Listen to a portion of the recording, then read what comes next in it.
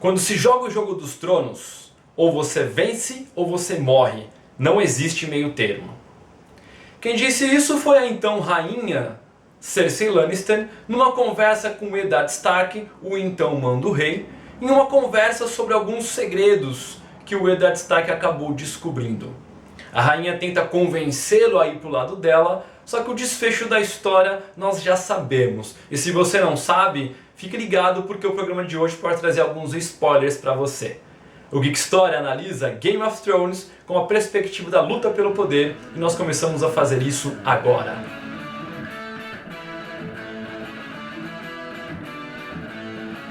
Luta pelo poder. Isso é o que define Game of Thrones. A série da HBO de grande sucesso, escrita pelo George Martin, é baseado nos livros do próprio autor, As Crônicas do Gelo e do Fogo, em que foram lançados 5 volumes, todos estão aguardando ansiosamente o 6º. Então George Martin, por favor, lança logo esse 6º livro, porque nós queremos continuar a ler a saga dos 7 reinos.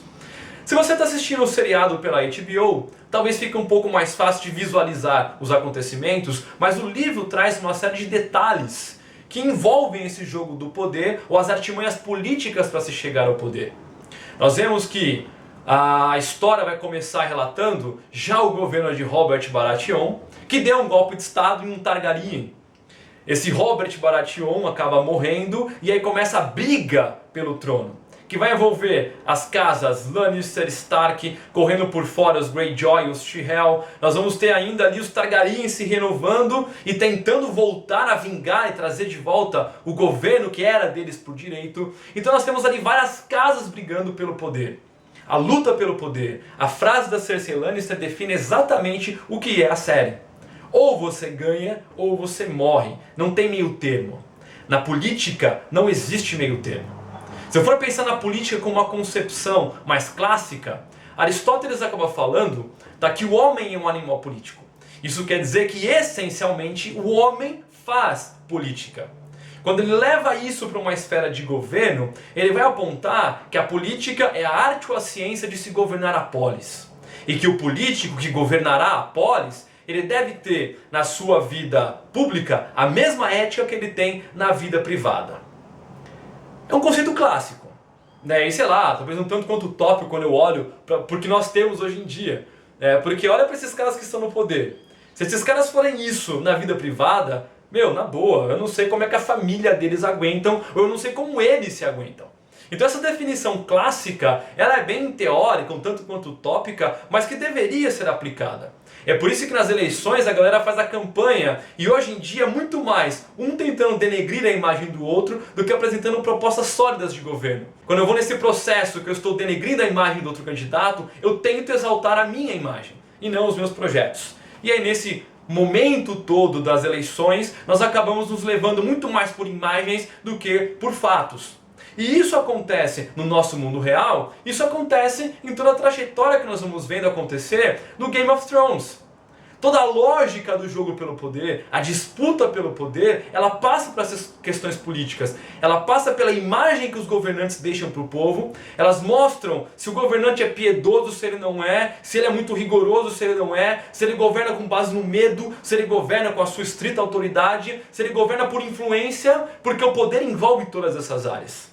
Quem detém o poder detém a chave para controlar a situação. Quem detém o poder pode mandar, pode agir, pode executar, pode fazer uso da força legítima, de todos os instrumentos do Estado de coerção física ou social. Então o poder envolve uma série de questões que, aliado à política, e aí o Norberto Bobbio fala isso, que num conceito moderno de política e poder estão vinculados um ao outro. Quando nós pensamos em toda a conjuntura política do que está acontecendo hoje, e nós olhamos para a esfera exposta pelo George Martin, nós não vamos ver diferença quase nenhuma. Nós temos aí partidos brigando pelo poder, necessariamente esses partidos não são os melhores para a população. Até porque, se nós formos fazer um olhar histórico para todo esse processo, pelo menos aqui no Brasil, nós vamos perceber que os movimentos sociais praticamente nunca tiveram força.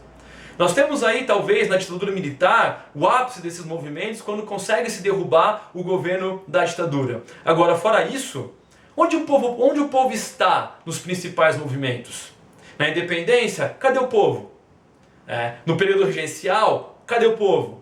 No período em que o Dom Pedro II governa, cadê o povo?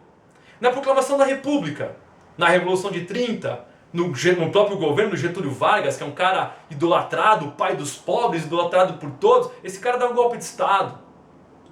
Ninguém está discutindo as características ou as qualidades que esses caras aplicaram no seu governo, nem o objetivo de tudo isso, mas é simplesmente um olhar que o povo é um mero espectador no jogo do poder.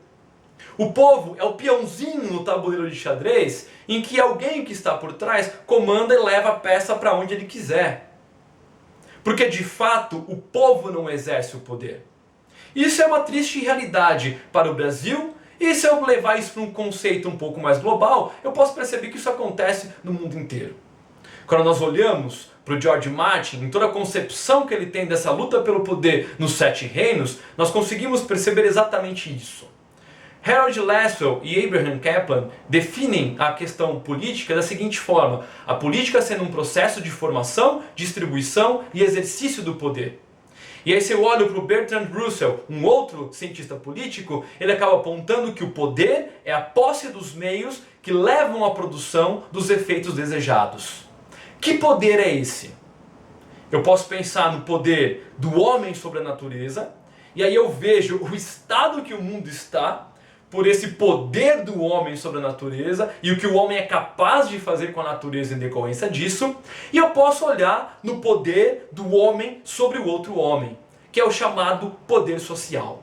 O poder social que é refletido na sociedade a partir de 3 meios: o poder político, o poder ideológico e o poder econômico. Esses 3 poderes fazem parte do poder social e esses 3 poderes andam juntos com toda a estrutura de governo. Isso nós vamos ver tanto na série quanto na vida real. E esses 3 poderes nós falaremos no próximo programa na semana que vem, onde continuaremos a analisar Game of Thrones com a perspectiva da relação política de poder do mundo real. Fiquem ligados, curtam o nosso canal, curtam nossa página na internet, divulgue, compartilhe e fique atento porque na semana que vem tem mais Geek História para você.